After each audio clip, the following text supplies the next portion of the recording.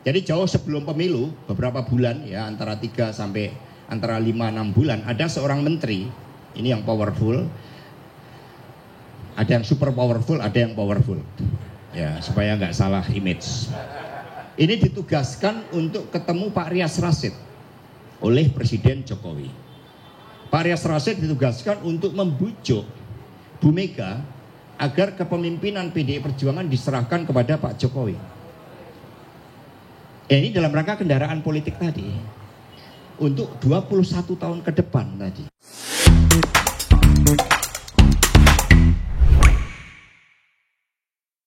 Halo pemirsa Cokro TV, saya bersama Mr. Q, tapi kali ini melalui Zoom. Dan ya selain soal ketawanya yang selalu bikin saya kangen, ini yang aneh ini, bukan aneh sih, yang menarik ini ketika saya lihat wajahnya di Zoom, itu cambangnya itu stand out, itu menonjol banget gitu. Jadi selama ini nggak saya perhatikan gitu. Halo Mr. Q. Alhamdulillah nggak diperhatikan, soalnya sampean cowok, kalau cewek ya nggak apa-apa. Iya benar-benar. Ternyata lebih maskulin dari yang saya kira gitu. Iya, ini karena di frame oleh ini nih, kayak pas foto nih oleh Iya, jadi layar Zoom betul-betul ini. ini. Jadi ini bukan hanya ketawanya ini yang bikin menarik nih. Pasti cambangnya juga ini. Lagi di luar Cambang kota ini Elmanik. ya? Iya, iya, iya. Iya, jadi ini saya ingin kita ngobrolin soal yang lagi hangat nih, soal pernyataan Bu Mega yang kemarin menyatakan diri akan menjadi ketua umum PDIP lagi. Salah satunya karena atau faktor utamanya karena beliau mendengar ada yang mau ngambil alih PDIP. Gitu. Ada yang mau ngambil alih kursi ketuanya gitu. Jadi ya udah saya ketua lagi gitu. Nah, itu sumbernya adalah Sekjen PDIP Mas Hasto yang bilang bahwa ya setelah dicek gitu kita lihat dia eksplisit menyatakan Jokowi ingin mengambil alih kursi PDIP itu berdasarkan informasi yang dia terima. Jadi ada seorang menteri yang powerful. Jadi kata dia itu ada menteri yang powerful dan super powerful di kabinet Jokowi itu. Mas Hasto nggak nyebut nama.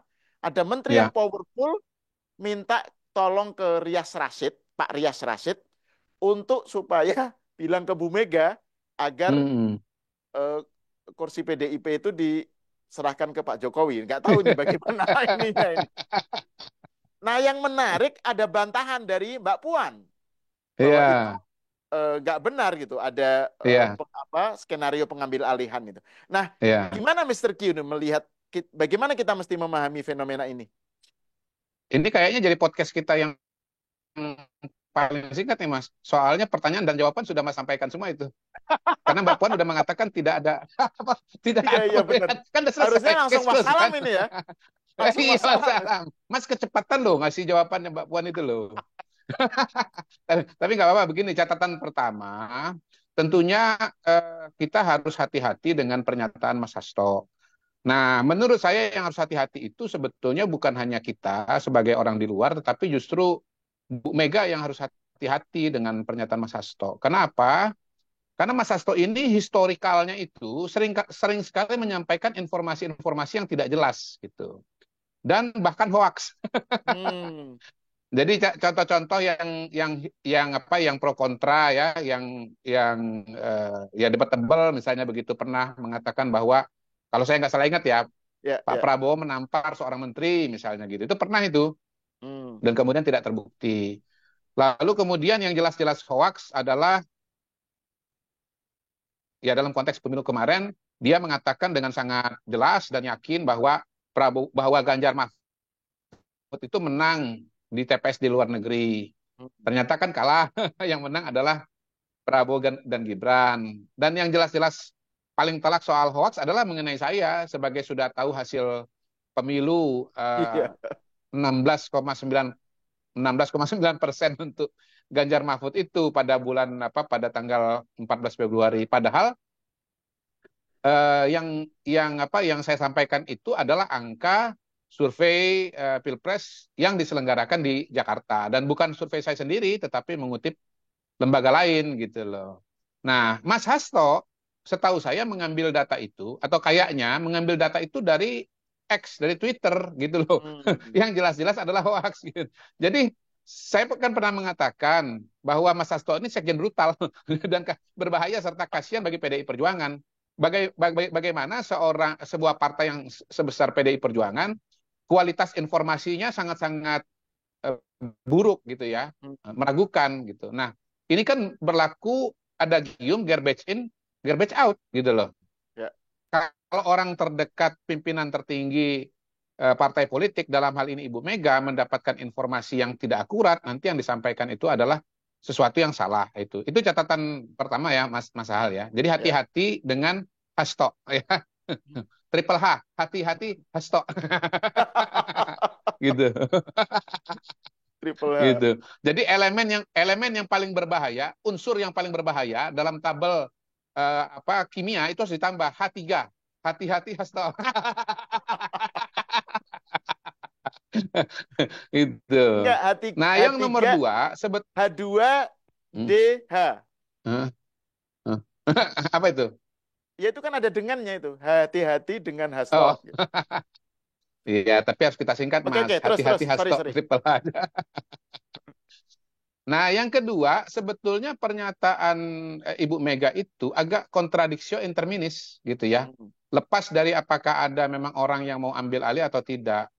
Seolah-olah nih Mas Hal, bahwa ketua partai itu khususnya di PDI Perjuangan memang harus umur hidup gitu loh. Karena nggak boleh ada orang yang mau mengambil alih partai. Mengambil alih kepemimpinan di partai. Itu kan sebetulnya kontradiksi interminis dengan konsep partai politik ya. Yang melahirkan kepemimpinan, yang menyelenggarakan proses demokrasi. Nah, setahu saya di PDI Perjuangan itu, seperti partai-partai lainnya, itu ketua umum dipilih oleh pemilik suara di dalam Munas ya. Tidak ada mekanisme bahwa ketua umum seumur hidup di PDI Perjuangan. Dan ketua umum dipilih 5 tahun sekali dalam Munas gitu. Nah, secara inheren tentu saja ADART itu mengatakan mengambil alih partai politik itu termasuk dalam hal ini PDI Perjuangan itu boleh. kok ditutup ruang itu. Nah, tentu saja mekanismenya harus melalui mekanisme yang demokratis, melalui mekanisme yang diatur di dalam konstitusi atau ADART-nya PDI Perjuangan gitu. Tapi mengatakan ini mau diambil alih oleh seseorang, karena itu saya tetap bertahan. Nah, itu menurut saya itu kontradiksi interminis, karena sama saja mengatakan bahwa kalau bukan saya, maka kemudian ya nggak bisa, nggak boleh gitu. Nah, itu yang catatan yang pertama mengenai statement Bu Megawati. Catatan yang kedua mengenai statement Ibu Megawati, sebetulnya kan orang juga bisa bertanya jadinya, apakah kemudian kembali menjadi ketua umum itu karena memang ada yang mau ngambil alih, atau sebetulnya itu alasan saja, semacam legitimasi gitu loh untuk tetap bertahan gitu kan. Nah, pada titik ini sebetulnya kita bertanya-tanya, ya Ibu Mega ini memang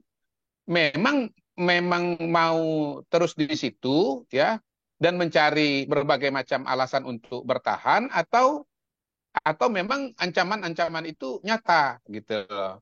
Ya, yang problem dari Hasto ini kan dia mengatakan ada menteri Pak Jokowi menyampaikan kepada mantan menteri, dan mantan menteri itu menyampaikan kepada Hasto bahwa mau mengambil alih PDI Perjuangan. Tapi kan nggak dijelaskan bagaimana mekanisme mengambil alih itu.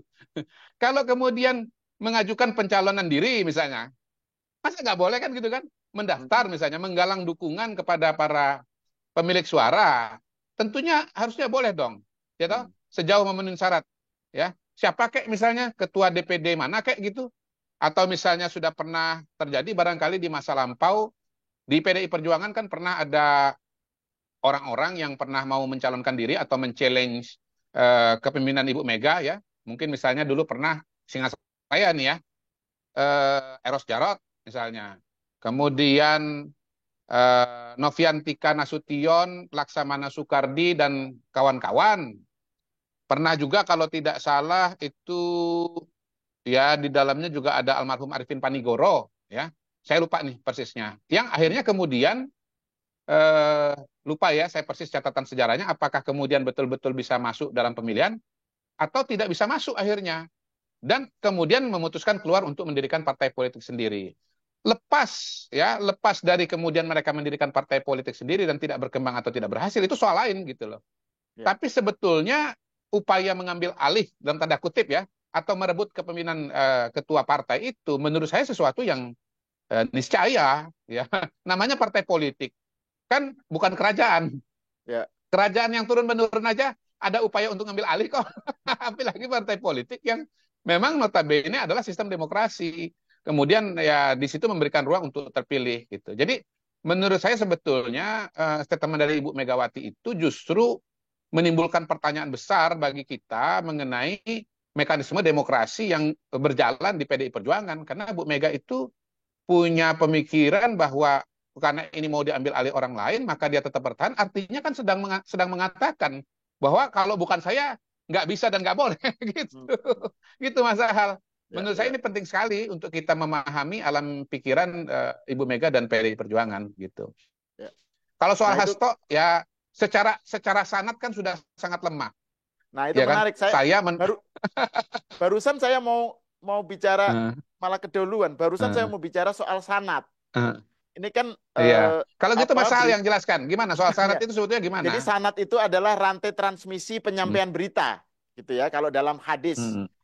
Nah, ini sanadnya ini reliabilitasnya, derajat keterpercayaannya ini problematis. Pertama, kalau menyangkut soal ini ya, soal informasi Jokowi akan ngambil alih itu, yang bilang menteri, dia sebut menteri powerful, dia nggak menyebut namanya, terus kemudian menyampaikan ke Pak Rias Rasyid, gitu kan?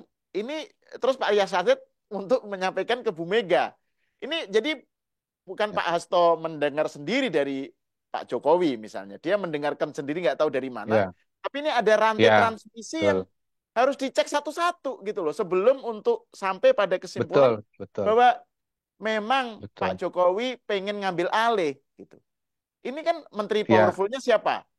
Bener nggak? Itu jangan-jangan bukan dari Pak Jokowi, jangan-jangan menterinya sendiri yang bikin gitu kan? Atau Rias Rasyid? Rias Rasyid ini bener nggak dengar dari menteri itu? Jangan-jangan Pak Rias Rasyid yang salah tangkap gitu. Jadi ini banyak yang perlu dicek gitu. Nah, soal kehadiran nama Profesor Rias Rasyid ini seberapa jauh sebenarnya sih hubungan Pak Rias dengan Bu Mega gitu? Menurut Mr. Q, soal tadi itu sanad ini gimana nih berita itu soal Pak Jokowi pengen ngambil alih itu? Kalau saya kira salah satu. Jadi ada dua. Betul. Kita nggak ngomong isi pesan ya, tetapi yang pertama begini. Ini kan namanya pesan berantai. Iya, betul. Pesan berantai itu dari sumber pertama ke sumber ketiga, ke sumber keempat itu biasanya sudah mengalami distorsi gitu. Jadi ini rantainya terlalu panjang, itu yang pertama. Yang kedua, nama-nama yang menyampaikan pesan ini kan juga nggak diungkapkan secara terbuka, jadi nggak bisa diverifikasi.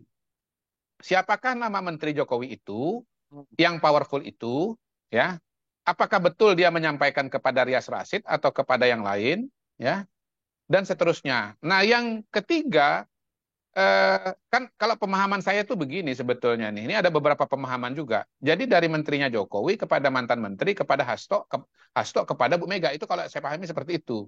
Walaupun kalau saya dengarkan penjelasan dari Sahal, ini dari menterinya Jokowi kepada mantan menteri, langsung ke Ibu Mega, lalu kemudian baru ke Hasto gitu.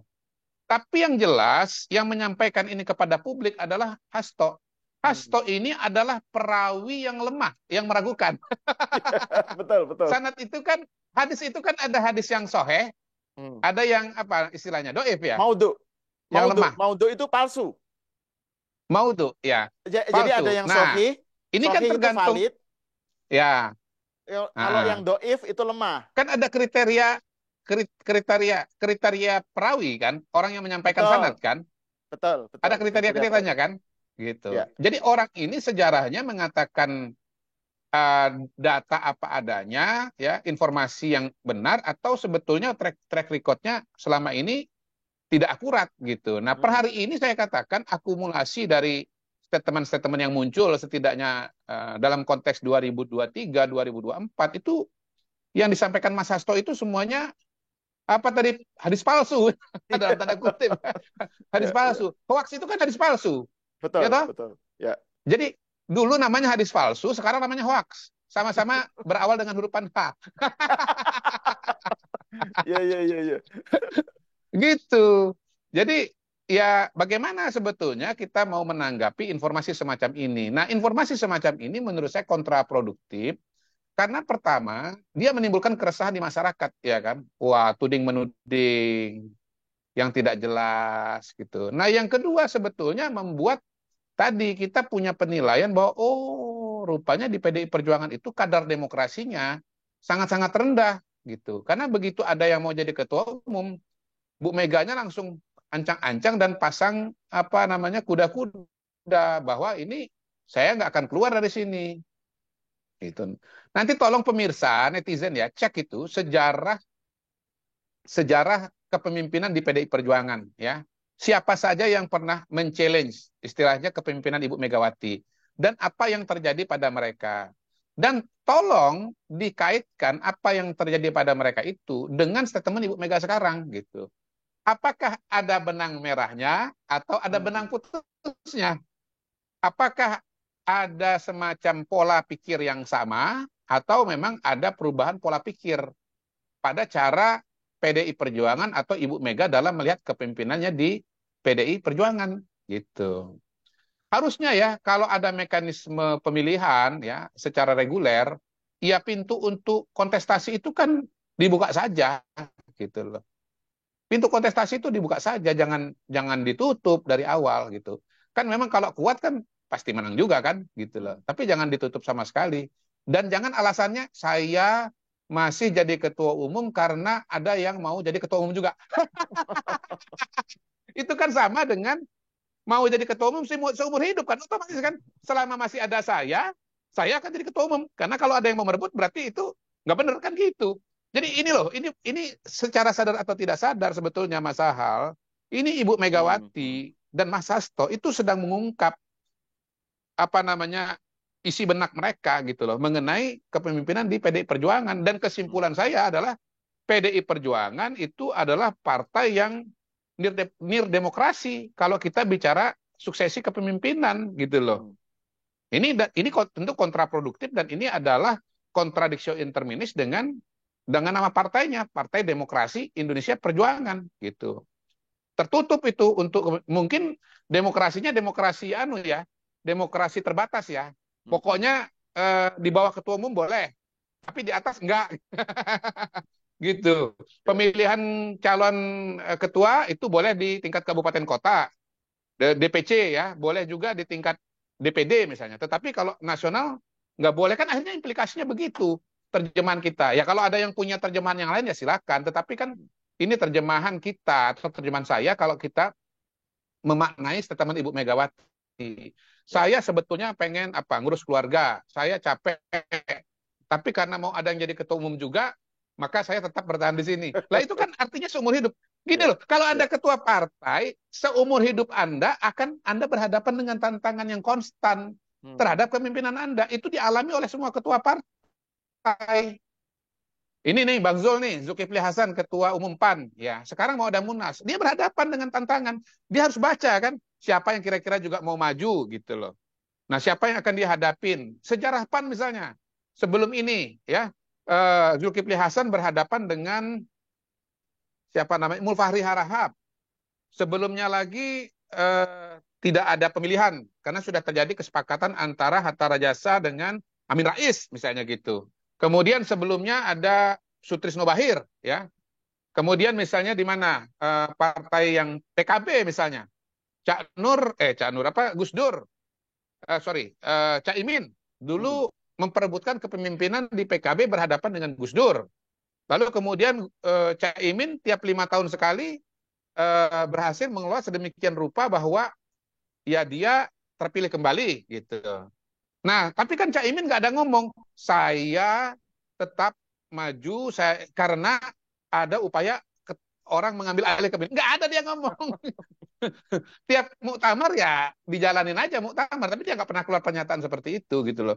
Bahwa soal Caimin kemudian terus berusaha bertahan ya tentu itu kita maklum kan, tetapi dia tidak pernah ada apa, dan mungkin juga di kepala dia, oh saya ketua umum seterusnya sepanjang saya mampu, tapi dia tidak menutup ruang bagi yang lain untuk maju sebagai ketua umum gitu Mas Al. Ya, ya. Nah, terus itu tadi Mr. Q soal yang tadi saya sebut di awal pembicaraan kita ya, soal Mbak Puan, pernyataan Mbak Puan itu. Itu kan bagaimana kita membaca ini, tiba-tiba ada bantahan telak ya, eksplisit dari Mbak Puan gitu yang menyatakan nggak ada tuh gitu. Ya itu kan Jadi artinya sebetulnya menegaskan bahwa Mas Hasto itu hadis palsu alias hoax dan dia adalah perawi yang buruk. Jadi kita tidak perlu penyanggah dari luar, bahkan di dalam internal sendiri sudah menyanggah itu gitu. Walaupun kita tahu bahwa memang ya supaya penjelasannya juga menjadi menjadi lebih proporsional, bahwa memang Mbak Puan pada posisi dan kubu yang berbeda dengan Pak Hasto ya dan Ibu Mega ya. Bu Mega, Pak Hasto menganggap situasi dan kondisi sekarang ini sebagai kegelapan demokrasi gitu ya. Dan kalau dilanjutkan logika itu, maka Jokowi adalah pangeran kegelapan kan begitu. Sementara Mbak Puan ya melihat dan menilai situasi dan kondisi sekarang ini biasa saja. Tadi kan pidato Mbak Puan kan di mana di di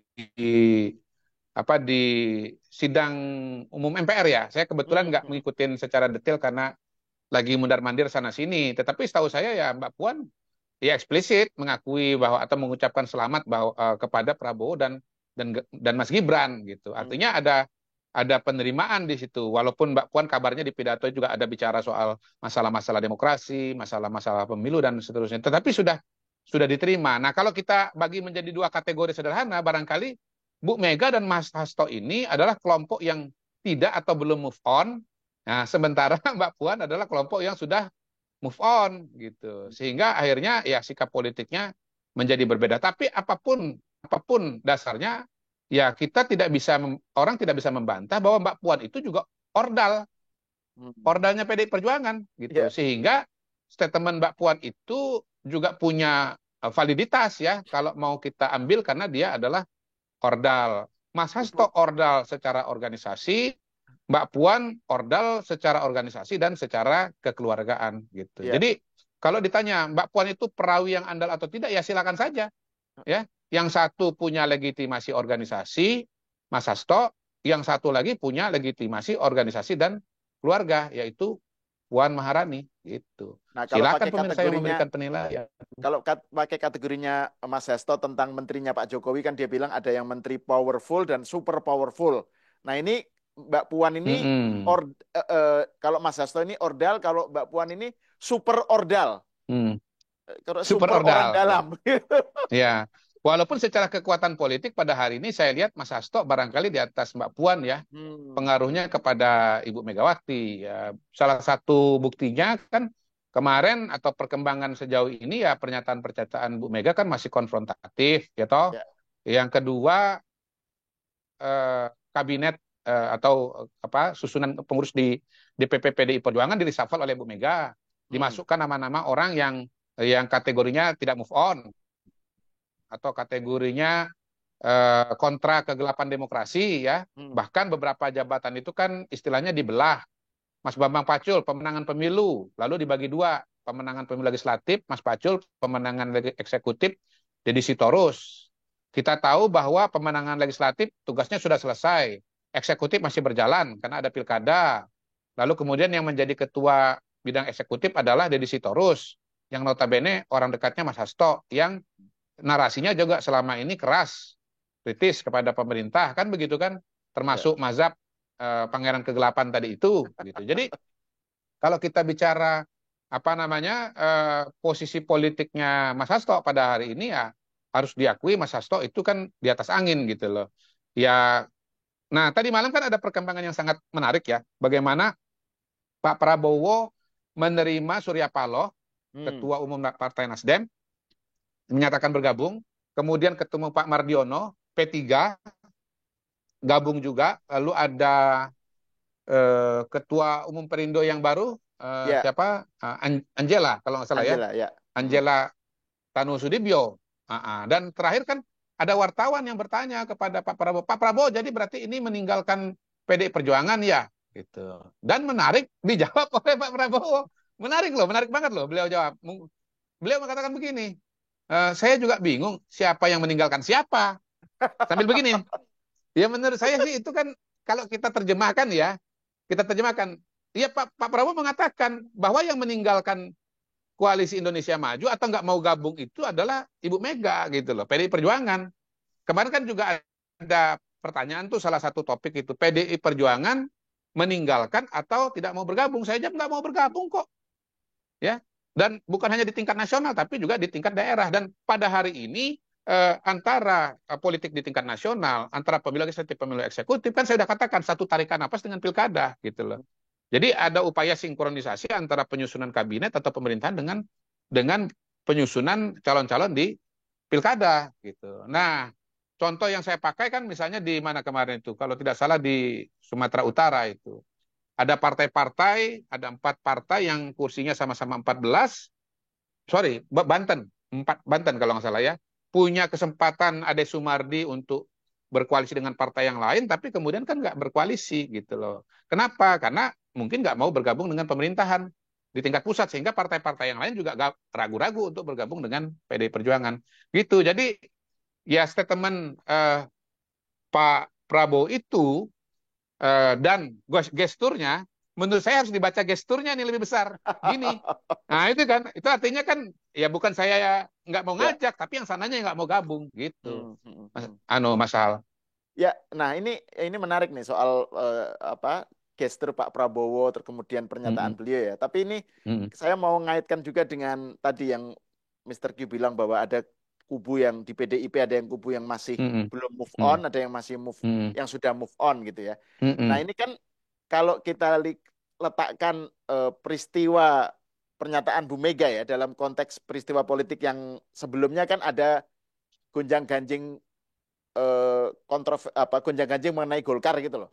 Soal keramaian mengenai pengunduran diri Erlangga gitu kan. Jadi ini kan yang ingin disampaikan ditarik kan sebagai narasinya, satu ini ya. narasinya kan ini loh. Ternyata Jokowi itu bukan hanya mengambil alih cawe-cawe Golkar, tapi juga mau ngambil PDIP. Ini kan sebenarnya arahnya kan mau ke sana kan, mau menebalkan narasi tadi Mr. Q menyebut istilah Pangeran Kegelapan. Ini kalau pemirsa yang belum tahu ya, kita pernah membahas soal ini. Jadi Pangeran Kegelapan itu kan istilah dari Harry Potter ya.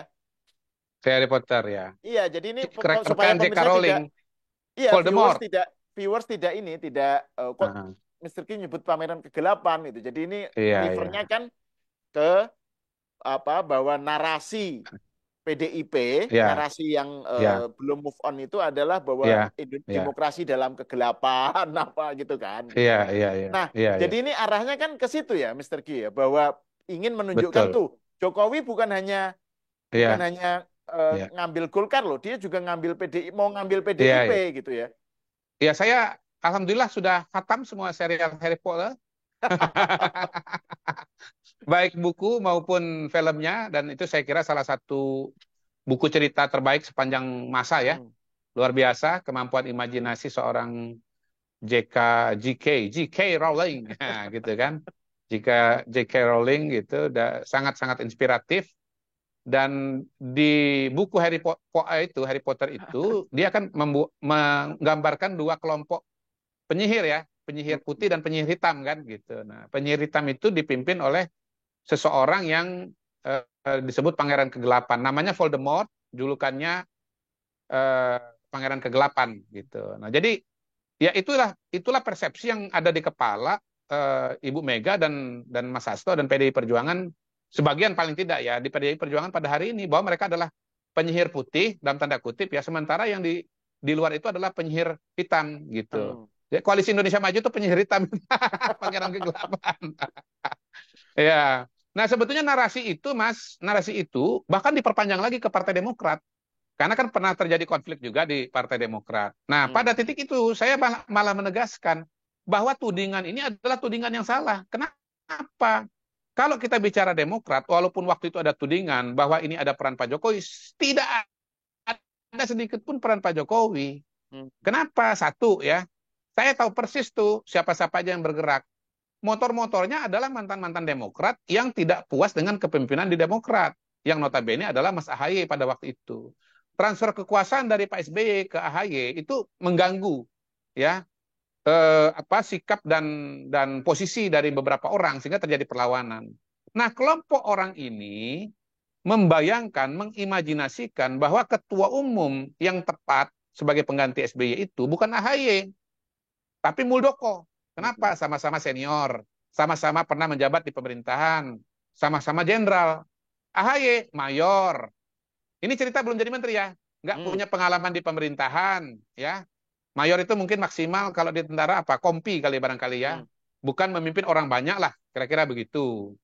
Nah, makanya kemudian mereka menggandeng Muldoko.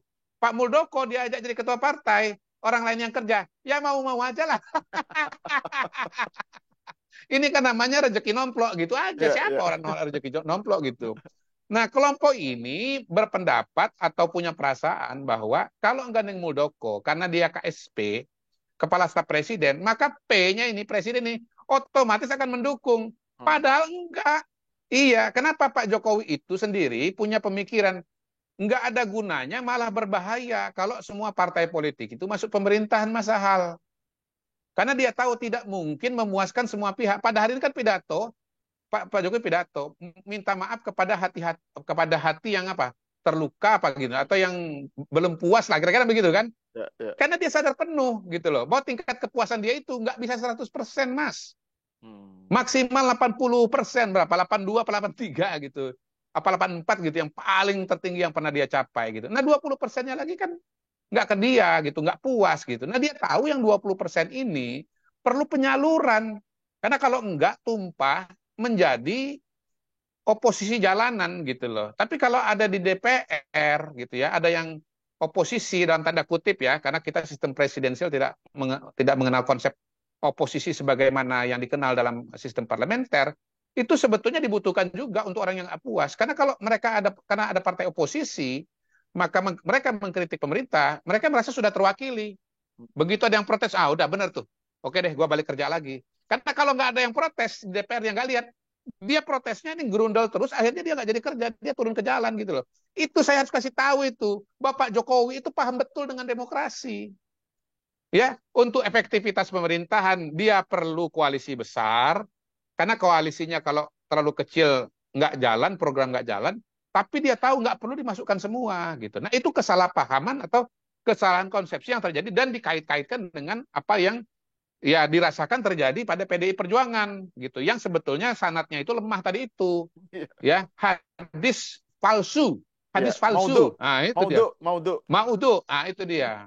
Nah kalau Golkar saya kan udah mengatakan termasuk di tempat Mas Sahal bahwa sebetulnya ini pengunduran dirinya Pak Erlangga Hartarto ini karena dia nggak percaya diri.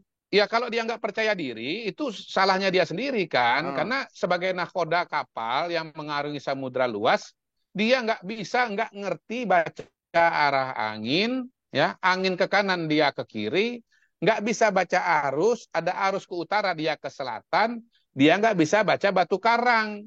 Nah kalau kapal nabrak batu karang, yang tenggelam pasti kapal. Nah kalau kapal tenggelam gara-gara nakoda nabrak batu karang, masa salah batu karang, yang salah nakoda, itulah dia gitu loh.